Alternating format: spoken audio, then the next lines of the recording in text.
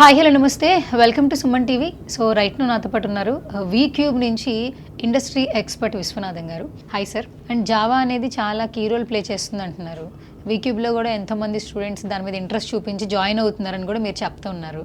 నాకు ఒక చిన్న డౌట్, ఇప్పుడు మనం హైదరాబాద్లో సెటిల్ అవుతున్నాం, కానీ మన సొంత ఊర్లో ఎక్కడో ఉంటాయి, విజయవాడ, గుంటూరు, వాట్ ఎవర్ కొన్ని ప్లేసెస్ ఉంటాయి. మన సొంత ఊర్లో మన సొంత ఇల్లు ఉంటుంది. మన సొంత ఇల్లు మనం చూసుకోవడం ఎట్లా?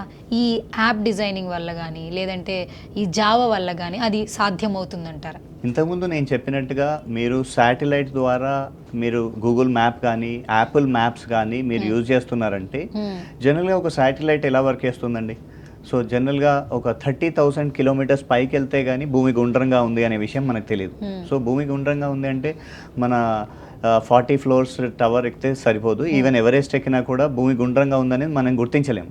ఎక్కడి వరకు వెళ్తే తెలుస్తుంది అంటే ఒక 30,000 కిలోమీటర్స్ వరకు వెళ్తే అక్కడ అంత పైకి వెళ్తే కానీ ఆ శాటిలైట్ మనని క్యాప్చర్ చేస్తుంది. సో హై లెన్స్లో ఉన్న అక్కడ ఉన్న కెమెరాస్ శాటిలైట్ నుంచి అవి ఏం చేస్తాయంటే మన ఇంటిని, మన స్ట్రీట్ని, మన ఊరిని, మొత్తం వరల్డ్ని మొత్తాన్ని జూమ్ చేసి క్యాప్చర్ చేసి అది జావాకి పంపించడం వల్ల ఈ జావా ఏం చేస్తుందంటే నావిగేషన్ సిస్టమ్ లాగా చేసి మనకి ఎలా ఉంది అనేది చూపిస్తుంది. సో ఇప్పుడు మీరు ఇక్కడ కూర్చొని కూడా మీ ఊర్లో, సొంత ఊర్లో ఉన్న స్ట్రీట్లో ఎంత ట్రాఫిక్ జామ్ అయింది అనేది ఈజీగా ట్రాక్ చేయొచ్చు. అండ్ అందుకే మనం చూస్తూ ఉంటాం, సో జూబ్లీ హిల్స్కి వచ్చినప్పుడు, బంజారా హిల్స్కి వచ్చినప్పుడు కంజెషన్ అయింది ఇక్కడ, రోడ్ అనేది మీకు కూడా తారసపడిందా అని అడుగుతూ ఉంటుంది. ఎస్ ఆర్ నో అని మనం ప్రెడిక్షన్ అక్కడ యాక్సెప్ట్ కూడా చేయాల్సి వస్తుంది. ఇప్పుడు బ్యాంకింగ్ యాప్స్ చాలా ఉన్నాయి సార్. మన దగ్గర ఉన్న స్టూడెంట్సే అనుకోండి, మీరు వాళ్ళకి రోజుకు ఒక టాపిక్ మీద క్లాసెస్ చెప్తూ ఉంటారు. బ్యాంకింగ్ యాప్స్ని రూపొందించడానికి జావా ఏ స్థాయిలో హెల్ప్ చేస్తుంది? ఎందుకంటే ఇప్పుడు ఆల్మోస్ట్ కొన్ని ఉన్నాయి, కొన్ని సెక్టార్స్లో కొన్ని యాప్స్ ఉన్నాయి. న్యూగా డిజైన్ చేయాలంటే మీరు స్టూడెంట్స్కి ఏ విధంగా ట్రైనింగ్ ఇస్తారు? సో మనం చూసే బ్యాంకింగ్ అప్లికేషన్లో మనం బ్యాంక్ లాగిన్ అవ్వగానే మీరు ఒక యూజర్ ఇంటర్ఫేస్ చూస్తారు. ఆ యూజర్ ఇంటర్ఫేస్ అంటేనే ఫ్రంట్ ఎండ్. సో దీనికి యాంగులర్ కానీ రియాక్ట్ కానీ కావాలి. ఆ తర్వాత మీరు లాగిన్ అయినప్పుడు యూజర్ నేమ్, పాస్వర్డ్, క్రెడెన్షియల్స్ ఇస్తారు. అవన్నీ ఎక్కడికి వెళ్తున్నాయంటే సెక్యూర్గా బ్యాక్ ఎండ్కి వెళ్తున్నాయి. అవి మనం బ్యాంకింగ్ అప్లికేషన్ నుంచి అంటే లెవెల్స్ లాగా మాట్లాడుకుంటే బ్యాక్ ఎండ్ నుంచి డేటాబేస్కి వెళ్ళి చెక్ చేసి ఇది కరెక్ట్ యూజరా కాదా అని తెలుసుకుంటుంది. దీంట్లో ఇప్పుడు మనం లెవెల్స్లో ఎలా నేర్చుకోవాలి జావా ఫుల్ స్టాక్ అంటే, ఫ్రంట్ ఎండ్ డిజైనింగ్ కోసం మనం రియాక్ట్, యాంగులర్ నేర్చుకోవాలి.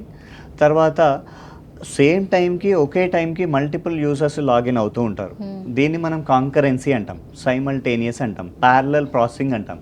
ఇలాంటి వాటి కోసం జావాలో ఒక కాన్సెప్ట్ ఉంది, మల్టీ థ్రెడింగ్ అని.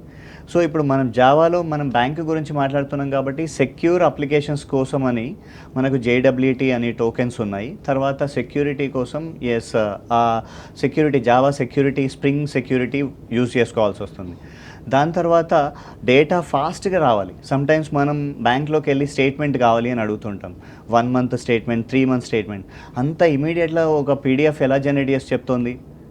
ఎలా జనరేట్ చేసి ఇస్తుంది అంటే ఇండెక్స్ బేస్లో మన డేటా అంతా స్టోర్ అవుతుంది, క్యాచీలో స్టోర్ అవుతుంది. ఒక పర్టికులర్ ప్లేస్ ఉంది, ఆ ప్లేస్ పేరు క్యాచీ అంటాం, అందులో స్టోర్ అయి తీసుకొస్తుంది. కాబట్టి ఈ రిలేటెడ్ అన్నీ కూడా మనం జావా ఫుల్ స్టాక్ లాగా నేర్చుకుంటున్నాం. ఇవన్నీ నేర్చుకోవడం వల్ల మనం బ్యాంకింగ్ అప్లికేషన్స్ చేస్తాం. సో మీరు యూజ్ చేస్తున్న SBI కానీ, HDFC కానీ, ICICI ఇవన్నీ జావాలోనే ఉన్నాయి. అంటే ఇంత ఇంపార్టెన్స్ ఉంది అని చెప్తున్నారు కాబట్టి ఒక క్వశ్చన్, జావా ఫుల్ స్టాక్ నేర్చుకోవడం వల్ల MNC కంపెనీలు ఎలాంటి ఆపర్చునిటీస్ ఉంటాయి? సో ఎలాంటి ఆపర్చునిటీస్ ఉంటాయి అంటే, మీరు జావా ఫుల్ స్టాక్ నేర్చుకోవడం వల్ల అట్లీస్ట్ ఒక 5 lakhs ప్యాకేజ్ ఉంటుంది. డిఫరెంట్ రోల్స్ ఉంటాయండి. We can become software developer అవ్వచ్చు, front end developer, back end developer, database programmer, Java full stack developer, or AI assisted Java full stack developer అవ్వచ్చు. ఇలాంటి roles ఉంటాయి. So ఈ రోల్స్లో package ఎలా ఉంటుంది అంటే, so Java full stack developer అయితే 5 lakhs package యావరేజ్గా చెప్పుకోవచ్చు.